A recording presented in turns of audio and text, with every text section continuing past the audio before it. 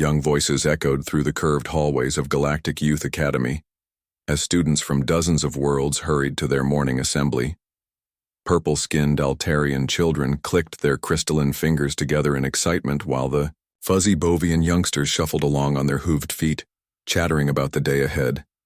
8-year-old human twins Alex and Sam walked quietly behind the crowd, their brown eyes taking in everything around them with that peculiar human intensity that made their teachers slightly nervous. Principal Mordek stepped onto the floating platform at the center of the Great Hall, his tall frame casting shadows across the assembled students.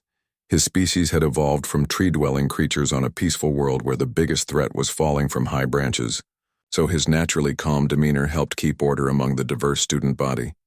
Today, however, his usual composure carried an extra note of enthusiasm as he activated the universal translator, young beings of all worlds and species. His voice carried clearly through the acoustically perfect chamber. I am pleased to announce that our annual Pet Day celebration will take place in exactly 7 rotations. The hall erupted in excited sounds that ranged from musical chimes to happy squeaks to various forms of applause depending on each species. Anatomy Sam nudged Alex with her elbow and whispered, "This is going to be so awesome," while Alex grinned back and nodded eagerly. Around them, their classmates were already making plans for what companions they would bring.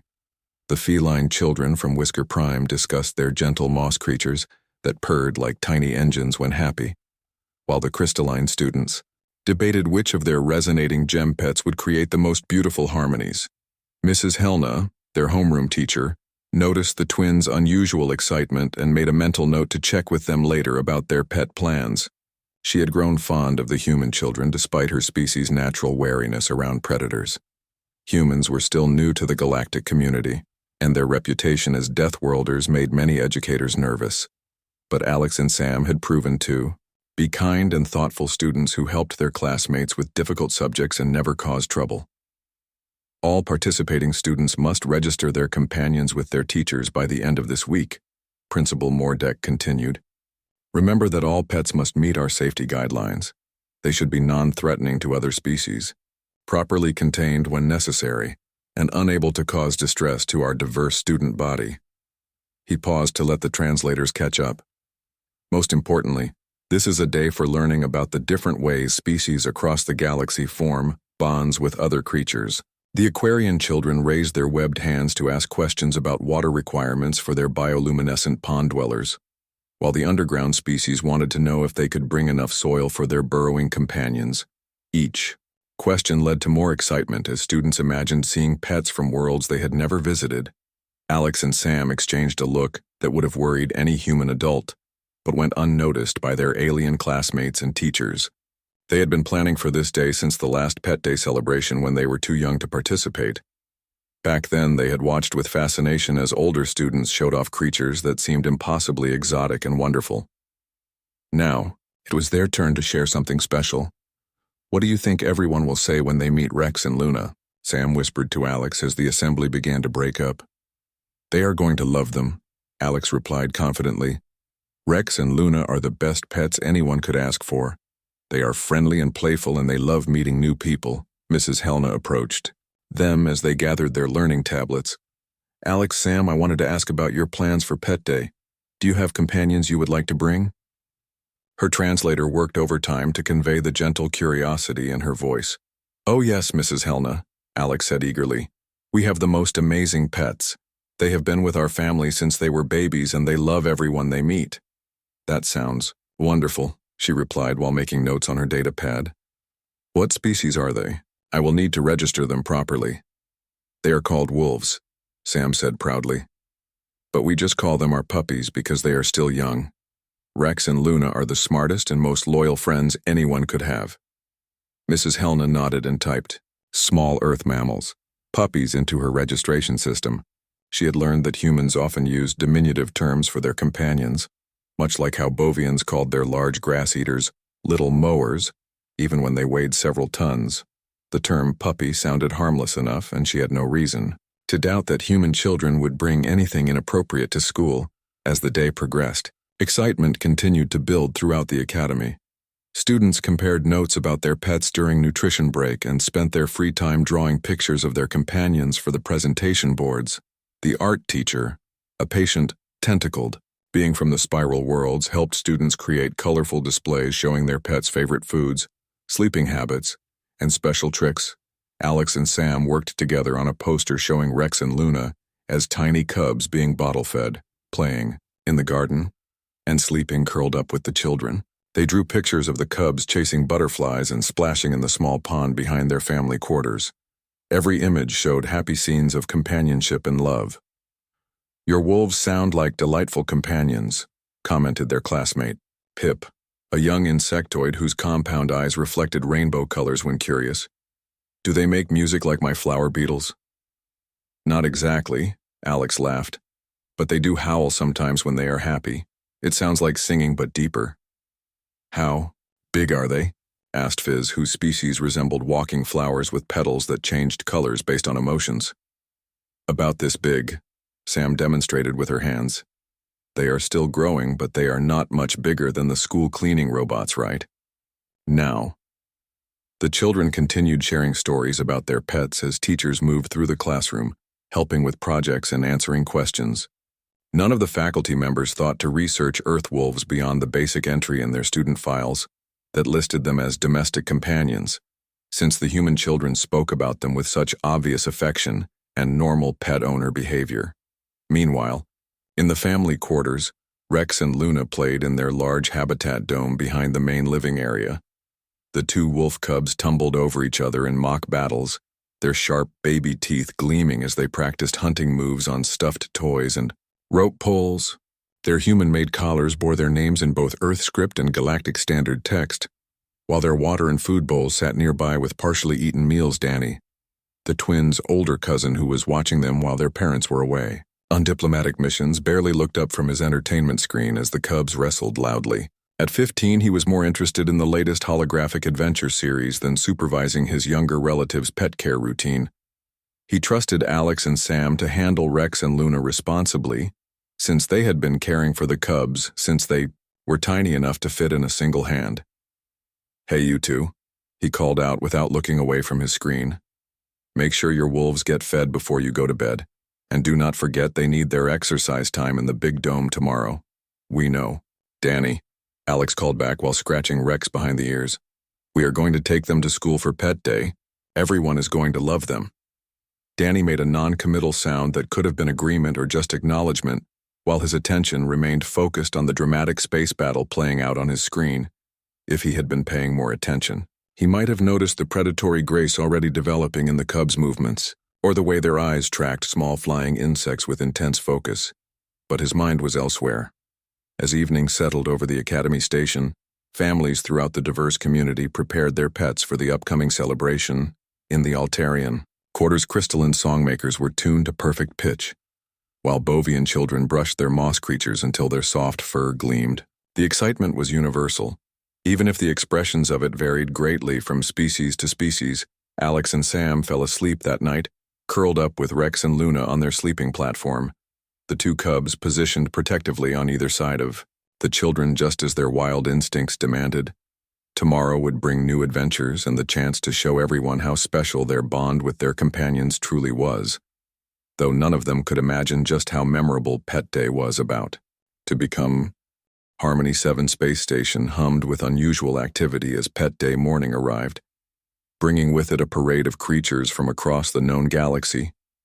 The main academy hall buzzed with sounds ranging from melodic chimes to gentle squeaks as families arrived early to help their children prepare for the biggest social event of the academic cycle.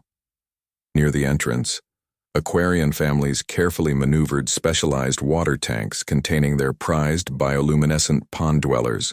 The creatures pulsed with soft blue and green lights, creating mesmerizing patterns that reflected off the transparent aluminum walls. Young Aquarians pressed their faces against the glass, whispering encouragement to their glowing companions in their liquid musical language. The insectoid delegation arrived in formation, their children proudly carrying ornate flowering plants that housed their beloved flower beetles. These thumb-sized creatures sported wings that shimmered like precious metals, and were trained to create intricate aerial dances when happy. The beetles' gentle buzzing mixed with their owners' clicking sounds of approval. As they were carefully positioned in the designated display area, Mrs. Helna stood near the registration desk with her data pad, checking off names as families arrived, and confirming that all pets met the safety guidelines. Her Bovian heritage made her naturally cautious around unfamiliar creatures, but years of teaching had taught her to appreciate the amazing diversity of companionship that existed throughout the galaxy.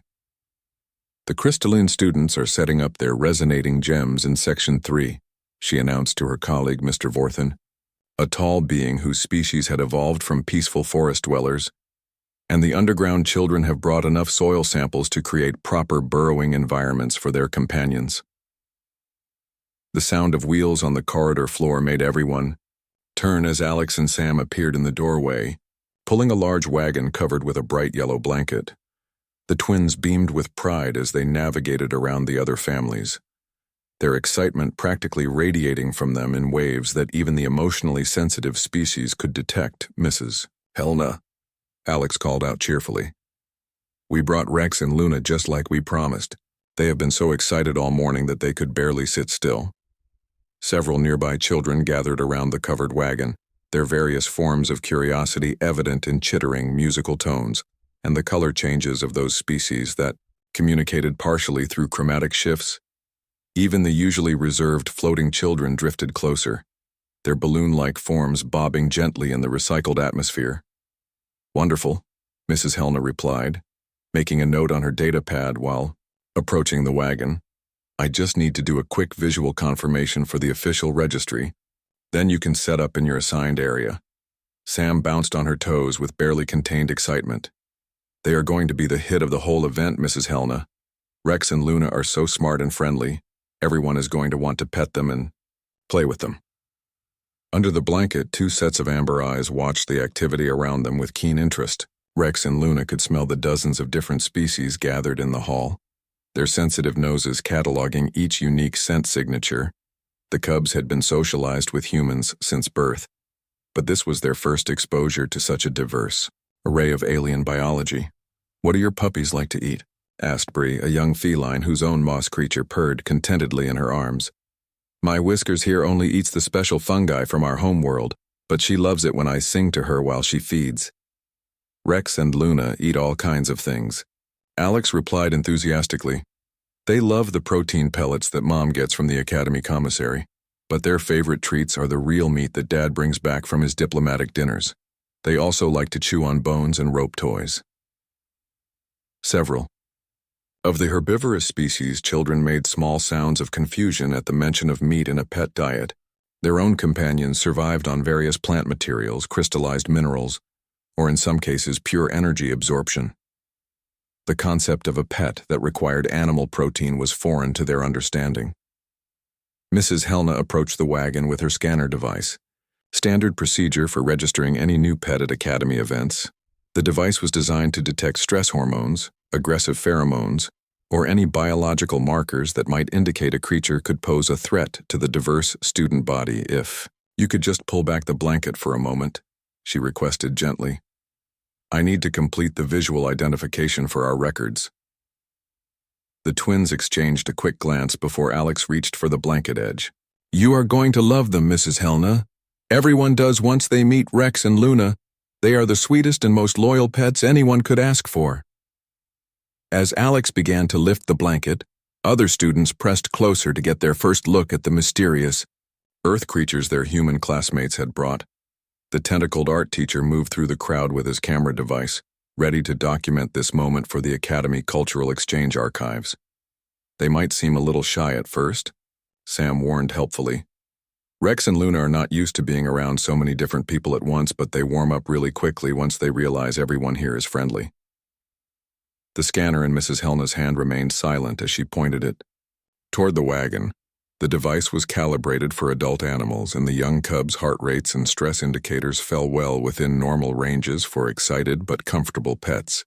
Their recent meal and familiar surroundings had kept them calm, despite the unusual activity. Around them, other families continued their own preparations for the event. The armored species children were carefully polishing their crystal companions, that grew in geometric patterns and chimed when touched, while the bird-like avians made final adjustments to the perches and feeding stations for their tiny winged pets. I brought extra presentation materials in case anyone wants to learn more about wolf behavior, Alex announced to the gathering crowd, pulling a small bag from under the wagon. We have pictures of Rex and Luna when they were really little babies and charts showing how they have grown over the past few months. Are they very smart? Inquired Dash, whose own pet was a small floating orb that responded to emotional states by changing colors. My Glimmer here can solve simple puzzles and remembers the names of everyone in my family. Rex and Luna are incredibly intelligent, Sam replied proudly. They know their names and come when we call them. They can sit and stay on command, and they even help us with chores around the house by carrying things in their mouths. The crowd of children grew larger as word spread through the hall that the human students had brought particularly interesting companions. Teachers began gravitating toward the group as well, curious to see what Earth creatures looked like and how they compared to pets from other worlds. Principal Mordek noticed the gathering crowd and made his way over, his tall frame easily visible above the smaller students. As the academy leader, he took special interest in cross-cultural exchanges like Pet Day, believing that understanding how different species formed bonds with other creatures provided valuable insights into their social structures. I understand you have brought some special companions today, he said to Alex and Sam, his translator converting his tree-dweller language into standard Galactic Common. The other students seem very interested in meeting your pets. Yes, sir, both twins replied simultaneously, their synchronization a distinctly human trait that always amused their alien classmates. Rex and Luna are the best pets in the galaxy, and we cannot wait for everyone to meet them. Mrs. Helna looked up from her scanner readings with mild confusion. The device showed elevated heart rates consistent with excitement and what appeared to be multiple life forms under the blanket, but nothing that triggered any threat warnings. She made a note to ask the human family about proper care requirements after the presentation. Well then, Principal Mordek announced to the assembled group, I think it is time we officially began. Our Pet Day presentations, each family will have an opportunity to introduce their companions and share what makes them special. The excitement in the hall reached new levels as families began moving toward the main presentation area. Alex and Sam carefully maneuvered their wagon into position, while other students arranged their displays around the large circular platform. The diversity of companionship on display represented dozens of worlds and millions of years of evolutionary development. Remember, everyone? Mrs. Helna called out over the happy chaos. Today is about learning how friendship can cross species boundaries and create bonds that enrich all our lives. Under their blanket, Rex and Luna sensed the mounting excitement around them. Their ears perked up at the variety of sounds and their noses twitched at the incredible array of scents filling the air. Soon they would meet more new friends than they had ever seen in their young lives, though neither they nor their human companions had any idea how dramatically different this meeting would be from anything the Academy had ever experienced. Gentle sounds of appreciation filled the Academy Hall as Pet Day presentations began in earnest, creating a symphony of wonder that transcended species barriers. The floating children went first, their balloon-like companions drifting gracefully above the crowd while producing soft, harmonious tones that made everyone feel peaceful and relaxed. Parents and teachers smiled as the young floaters explained how their pets communicated through color changes and musical frequencies following them. The underground dwellers proudly displayed their burrowing creatures in specially prepared soil containers. The small mammals emerged from their tunnels on command, performing intricate digging displays that demonstrated their natural engineering abilities. Gasps of delight came from the audience as the creatures built tiny underground cities complete with multiple chambers and connecting pathways, magnificent examples of symbiotic relationships. Principal Mordek announced, his voice carrying clearly through the acoustically perfect hall. These presentations remind us how companionship takes many forms across our diverse galaxy. The crystalline students took their turn next, arranging their geometric pets in complex patterns that created breathtaking light displays when activated. The living crystals responded to their owners' thoughts by producing rainbow refractions that danced across the walls and ceiling, Several younger children in the audience clapped their various appendages in wonder at the beautiful spectacle. Alex and Sam watched from their position near the presentation area, their wagon positioned strategically where everyone could get a good view. Both twins practically vibrated with excitement as they waited for their turn to show Rex and Luna to their classmates and teachers. Around them, the crowd continued to grow as news of the special Pet Day event spread throughout the station. "The Aquarian presentation is next," Mrs. Helna announced, checking her datapad schedule. "Then we will hear from our insectoid friends, followed by several other fascinating displays before we reach our final presenters." The Aquarian children activated their specialized tanks, causing their bioluminescent companions to pulse in coordinated patterns that told stories of deep ocean adventures. The creatures swirled through their liquid environment, like living constellation maps, while their owners explained the complex communication methods used between species on their water world. Warm appreciation flowed through the diverse audience. As each presentation revealed new aspects of interspecies bonding, teachers took careful notes while students asked thoughtful questions about care requirements, feeding habits, and the unique personalities displayed by each type of companion. The event was proving to be one of the most educational and entertaining in Academy history. "Now then," Principal Mordek said as the insectoid flower beetles completed their aerial dance routine, "I believe we have one final presentation that everyone has been particularly curious about." All eyes turned toward Alex and Sam as they wheeled their covered wagon to the center of the presentation platform. The twins had prepared carefully for this moment, practicing their speech and making sure they could explain everything about Rex and Luna clearly enough for the translation systems to handle accurately. "Hello, everyone," Alex began confidently, his voice carrying clearly through the hall's audio system. "My sister Sam and I want to tell you about our very special companions who have been part of our family since they were tiny babies. Rex and Luna came to us when they were so small they could not even open their eyes," Sam continued, taking up the narrative seamlessly. "Our parents found them after their mother died, and they needed constant care to survive. We fed them with bottles and kept them warm and taught them everything they needed to know." The audience listened with fascination as the twins described the early days of raising their pets. Several species made sounds of approval at the obvious dedication and love the human children showed for their companions. Even the more emotionally reserved species seemed touched by the story of rescue and nurturing. "They sleep with us every night and play with us every day," Alex explained enthusiastically. "Rex and Luna are incredibly smart and loyal. They know their names and come when we call them. They can follow simple commands and they love meeting new people." "Are they very affectionate?" asked Pip, the young insectoid whose compound eyes reflected curiosity. "My flower beetles like to land on my head when they want attention." "Oh yes," Sam replied with a bright smile. "They love to cuddle and play. Sometimes they get so excited when we come home that they jump up and down and make happy sounds. They are always ready for adventures and they protect us too." Mrs. Helna moved closer with her recording device, wanting to capture this moment for the Academy Cultural Archives.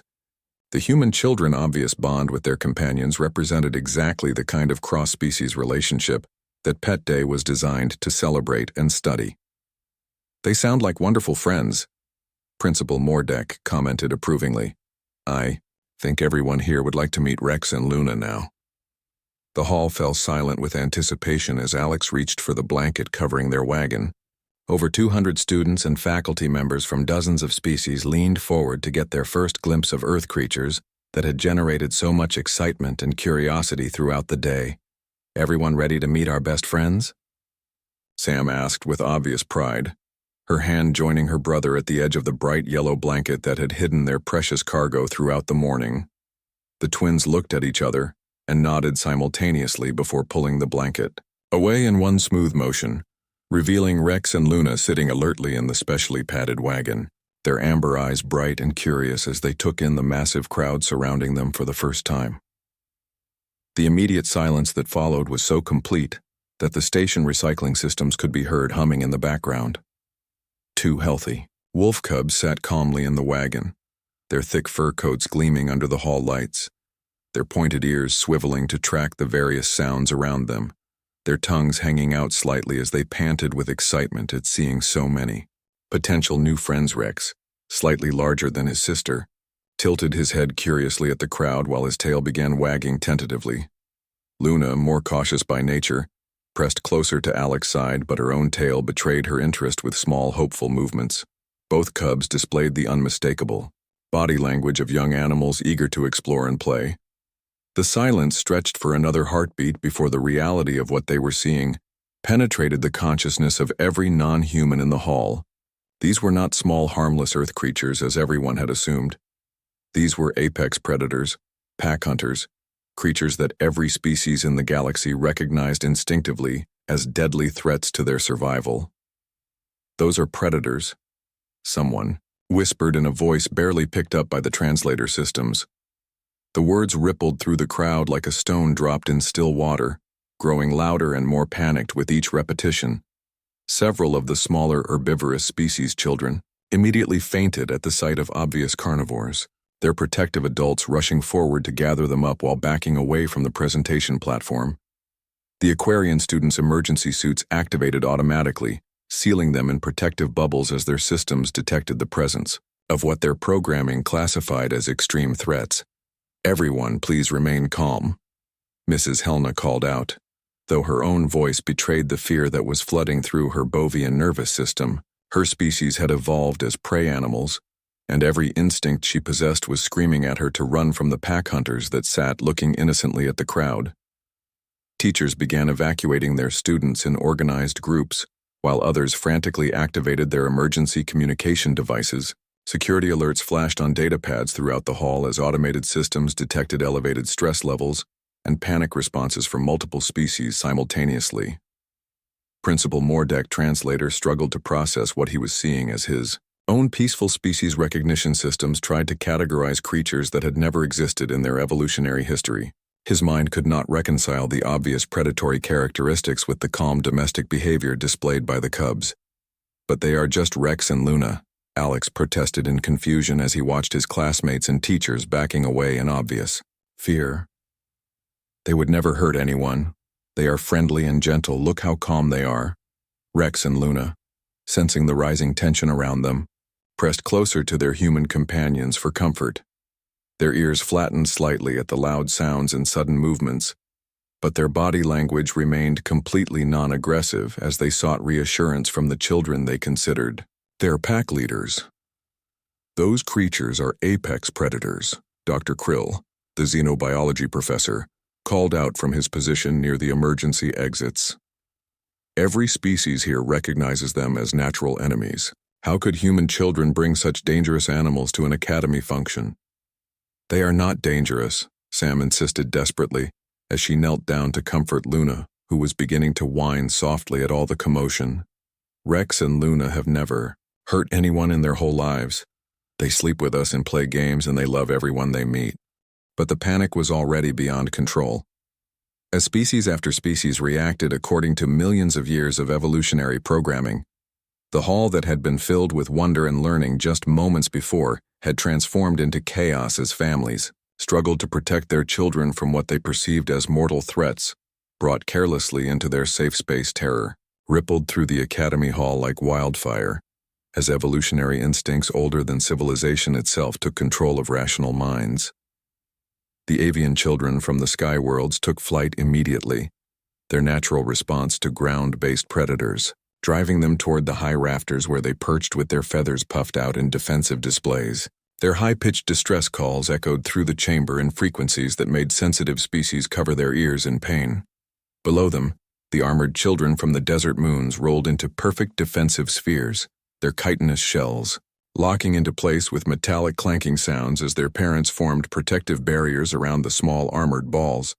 The formation moved slowly toward the exits while maintaining their defensive positions, a behavior pattern unchanged since their ancestors faced pack hunters on their harsh homeworld millions of years ago. "All security teams to the main hall immediately," blared from the emergency communication system as automated sensors detected panic levels beyond normal parameters. Multiple species distress signals detected. Possible predator threat in progress. Rex and Luna huddled closer together in their wagon as the chaos erupted around them, completely bewildered by the sudden, Transformation from friendly curiosity to obvious fear and hostility. Their sensitive ears flattened against their heads at the cacophony of sounds while their amber eyes darted nervously between the various alien species fleeing in all directions. Security Officer Thrym burst through the main entrance with his team, their energy weapons drawn and ready for action, but they stopped in confusion when they saw the source of the panic sitting calmly in a child wagon. The wolf cubs looked up at the armed security team with innocent curiosity, their tails wagging hopefully at the sight of more potential new friends to meet. "Stand down, weapons," Thrym called to his team after a moment of stunned silence. "Those are juveniles, not adult predators, and they show no aggressive behavior patterns." But his rational assessment did little to calm the hundreds of panic-stricken families still trying to evacuate the hall. The crystalline students had gone completely dark, their natural response to extreme stress, while their geometric pets chimed discordantly as they sensed their owner's fear. The beautiful light displays from earlier had been replaced by harsh, warning flashes. Alex and Sam stood protectively in front of their wagon, their small human forms looking impossibly brave as they faced down the chaos surrounding them. Both children were on the verge of tears as they watched their classmates and teachers flee from Rex and Luna, unable to understand how their beloved companions could inspire such terror. "Please, everyone," Alex called out desperately, his voice barely audible over the noise. "Rex and Luna are not dangerous. They have been with our family for months and they have never hurt anyone. They are just babies who want to play." Mrs. Helena, despite every instinct screaming at her to run, forced herself to observe rather than simply react. Her educational training battled with her prey animal programming as she noticed details that others were too panicked to see. The predators were displaying submissive postures toward the human children, keeping their heads low and their bodies relaxed in ways that contradicted everything she knew about hunting behavior. "Look at their body language," she called out to Principal Mordek, though her voice shook with the effort of remaining rational. "They are not showing any aggressive signs. Their ears are back in submission, and they are seeking comfort from the humans rather than displaying territorial behavior." Danny finally arrived at the hall entrance, having been summoned by the emergency alert system. His teenage confidence evaporated instantly when he saw the magnitude of the chaos his younger cousins had accidentally created. Hundreds of alien families were streaming past him toward the exits while security teams tried to establish some kind of order. "Oh no," he muttered under his breath, realizing that his casual attitude toward supervising the twins' pet selection had contributed to the biggest interspecies incident in Academy history. "Mom and Dad are going to kill me when they get back from their diplomatic mission." The tentacled art teacher, Mr. Rathan, managed to override his own flight responses long enough to continue recording the events with his camera device. His species had evolved as observers rather than direct participants in conflicts, giving him a unique perspective on the unfolding situation. Through his multiple eyes, he could see details that single-vision species were missing. "Fascinating," he whispered into his recording device. "The human juveniles are displaying pack protection behavior, while the predators show clear submission to their authority. This contradicts every known model of predator-prey relationships in galactic xenobiology." Principal Mordek received an urgent communication on his personal device from the Human Cultural Embassy, where Alex and Sam parents worked as diplomatic liaison. The emergency automated systems had detected the crisis and immediately notified all relevant cultural authorities when human students were involved in a major incident. "Dr. Chen here," came the voice through his translator. "We have been alerted to an emergency situation involving our children at the Academy. What is the current status, and do you require immediate diplomatic intervention?"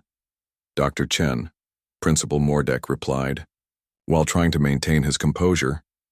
"Your children brought what appear to be apex predators to our Pet Day celebration. The entire Academy community is in panic, and we need immediate clarification about these creatures." There was a brief pause before Dr. Chen responded. "Did they bring Rex and Luna to school? The wolf cubs they have been raising since infancy? Those animals are hand-reared domestic companions, not wild predators.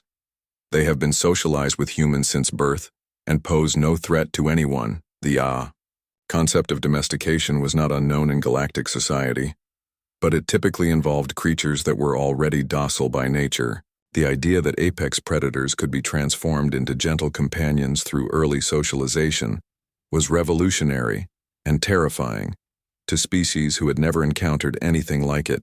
Dr. Krill, the xenobiology professor, approached the presentation area cautiously while maintaining a safe distance from the wagon. His scientific curiosity was beginning to overcome his flight instincts as he observed the cubs' behavior patterns. Everything he was seeing challenged fundamental assumptions about predator behavior that had stood unchallenged for centuries. The juveniles are exhibiting classic pack subordination toward the human children, he called out to his colleagues.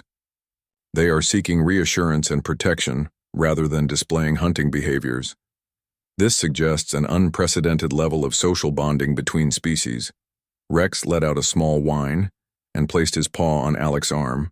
Sensing his human friend distress even though he did not understand its cause, Luna responded similarly by pressing against Sam's leg and looking up at her with worried amber eyes. Both cubs were clearly distressed by the chaos around them, but their focus remained entirely on comforting their human pack members. "See," Sam said through her tears. "They know we are upset, and they want to help us feel better. That is what friends do for each other. Rex and Luna would never hurt anyone, because they love us and we love them." Slowly, very slowly, some of the more observant individuals in the crowd began to notice the same details that Mrs. Helna and the others had spotted. The predators were not behaving like the apex hunters their appearance suggested. Instead, they were displaying the classic behaviors of juveniles seeking security from their pack leaders during a stressful situation. "This changes everything we thought we knew about predator psychology," Dr. Krill announced to anyone within hearing range. "These creatures have been psychologically imprinted on humans as their pack structure, making the children their alphas rather than their prey."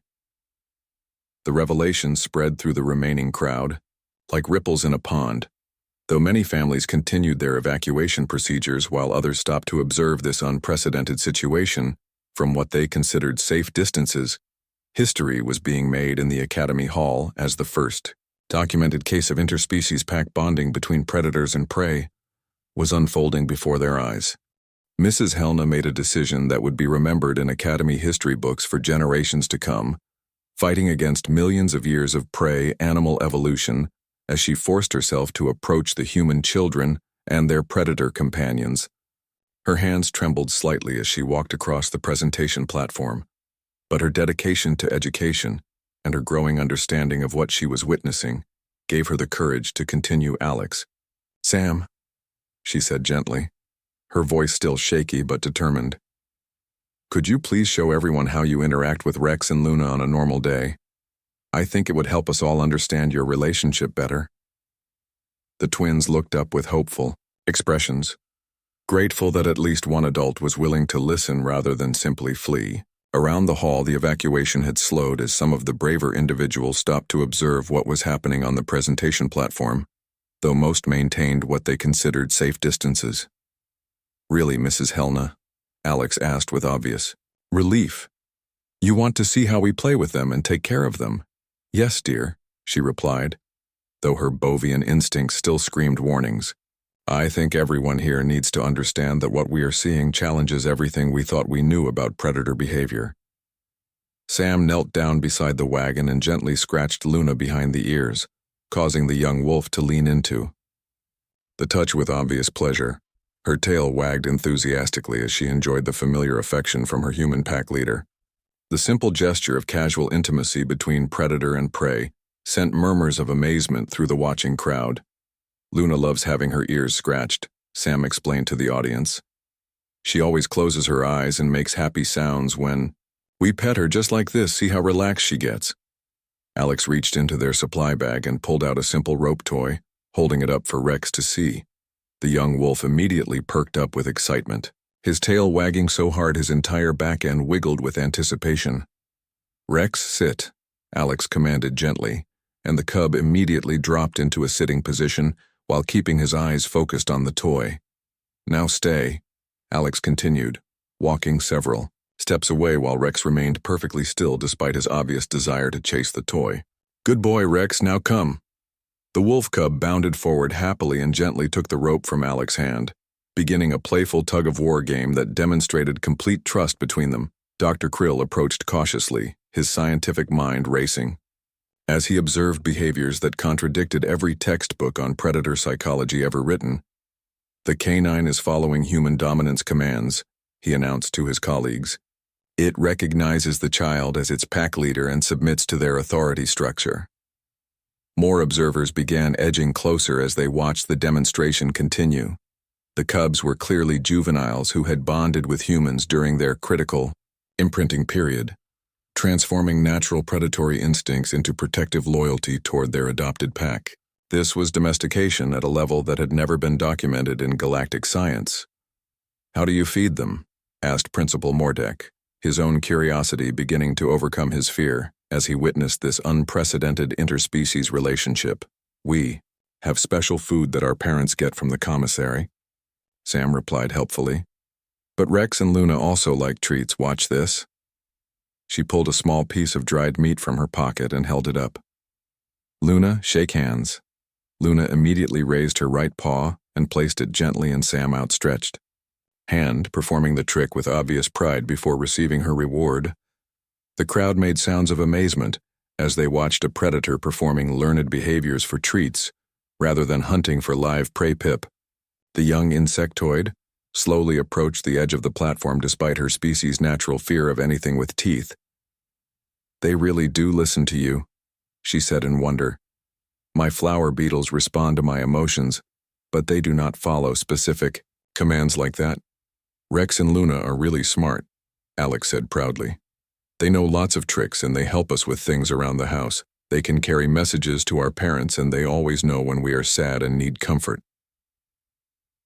The avian children began descending from the rafters as their initial panic subsided, though they remained ready to take flight again if necessary. Their natural curiosity about these impossible creatures was beginning to outweigh their fear as they watched the cubs' gentle interaction with their human companions. Mrs. Helna made another brave decision, extending her hand slowly toward Rex while fighting every instinct her species possessed.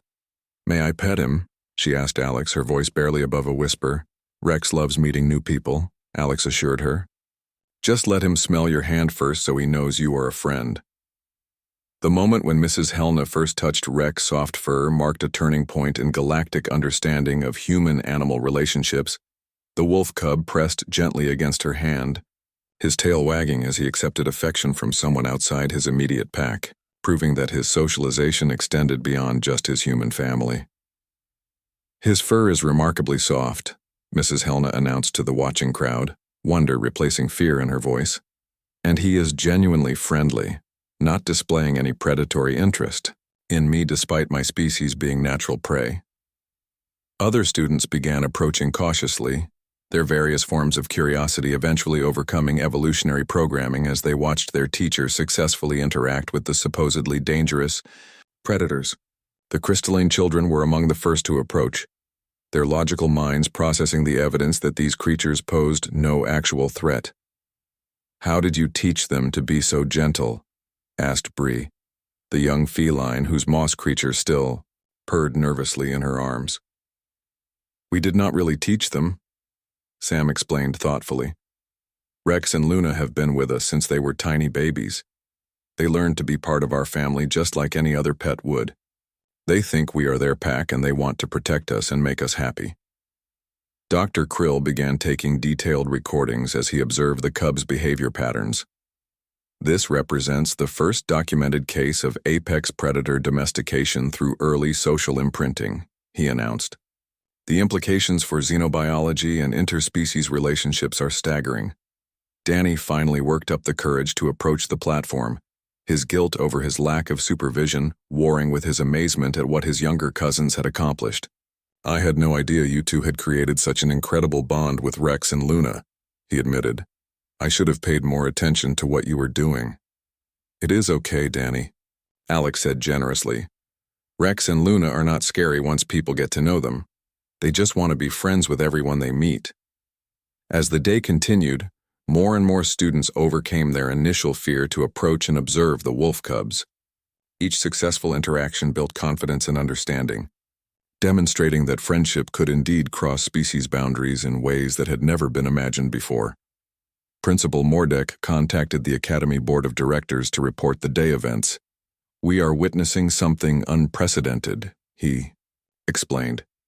"Human children have successfully domesticated apex predators and brought them into our educational community. This will require new policies and procedures, but it also represents an incredible opportunity for learning." By evening, what had begun as the most terrifying pet day in Academy history had transformed into its most educational. Rex and Luna had become the first predator companions officially recognized in galactic academic records, their presence requiring new safety protocols but also opening new avenues for understanding interspecies relationships. The story spread quickly through the diplomatic community as word of the cubs reached other human families throughout the galaxy.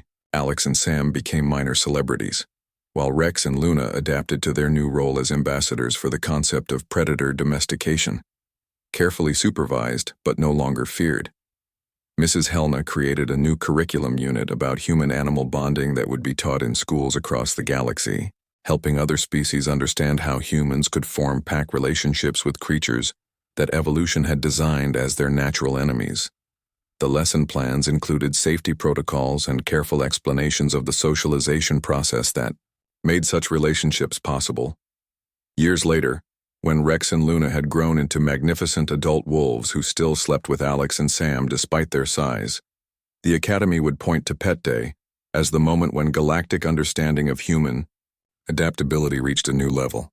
The humans had once again demonstrated their unique ability to form bonds across species barriers, turning potential enemies into loyal friends through patience, love, and the remarkable human capacity for seeing possibilities where others saw only dangers.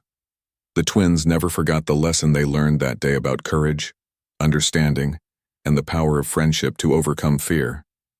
Rex and Luna lived long, happy lives as the most famous pets in galactic history, proving daily that love and trust could indeed conquer the deepest evolutionary programming when given the chance to flourish.